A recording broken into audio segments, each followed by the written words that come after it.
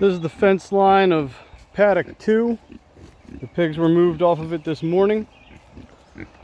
So we'll be able to see the obvious grazing line and their effect on the woods. As you can see, everything in the paddock is pretty well trampled or eaten. A lot of bare soil. I will seed all this and it'll grow back. That's the location of their last feeder. A lot of that is dust, which does equate to waste. There's probably 50 pounds of food waste there on the ground, which isn't cheap, but I haven't found a better way to avoid waste with the feeders I have, unless I want to spend a lot of money. We have a lot of the trees are left alone. I believe this is northern spice bush. They don't mess with it at all. I wish they did, because it's everywhere and I don't know of a real use for it. But I have a lot of saplings in there. They leave them be. They do use a lot of the trees for scratching posts. We can see mud right there where they're scratching their butts. But as long as you are active in monitoring the land and moving them when they need to be moved, then you don't have a lot of problems with damage per se, except for where the waterers are. You get some exposed roots. But the way I fix that is I put the waterers on trees that I really don't want there anyway, or old stumps. Here's a spot where they were trying to make a mud hole, but it just wasn't wet enough, so they made a dirt hole.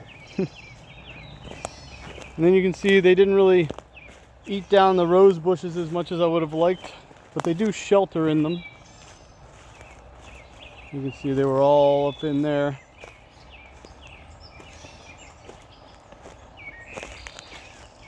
Back here is where they chose to go to the bathroom a lot. There's a lot of pig poop on the ground here. And then here was the biggest mud hole they made in this paddock.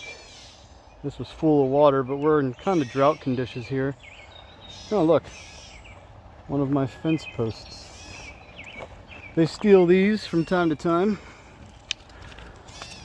Got to take them back.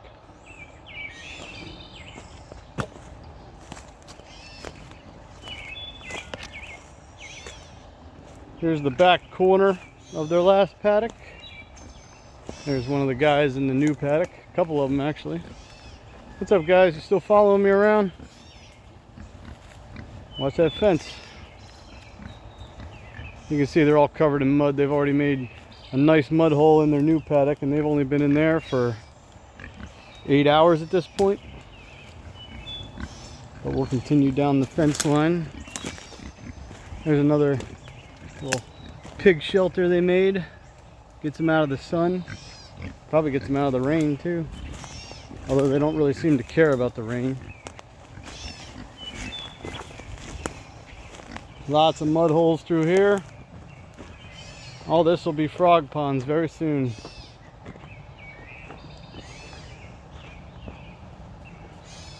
Because we're in a drought, I left them a lot of their old mud area, which that's part of Paddock 2, but I left it in Paddock 3 now, so that they won't have to work so hard if they need to make emergency mud, because I don't want them out here baking. Another pig shelter.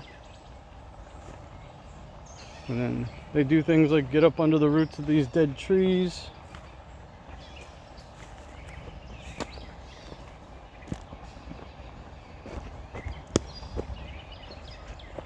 There's their charger.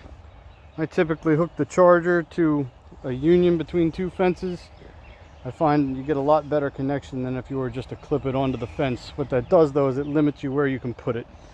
So right now this solar panel is kind of in the shade of a tree, not getting a lot of sun, which means I'll either have to swap it out or charge it up some other way. But it is what it is.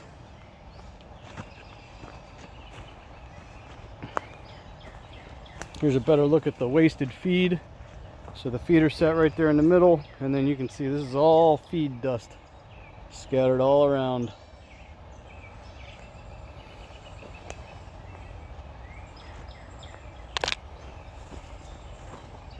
And then we come back around and That's the end of Paddock 2. Paddock 2 was 500 feet in perimeter and about a 1/4 acre. And they were on it for about 5 weeks.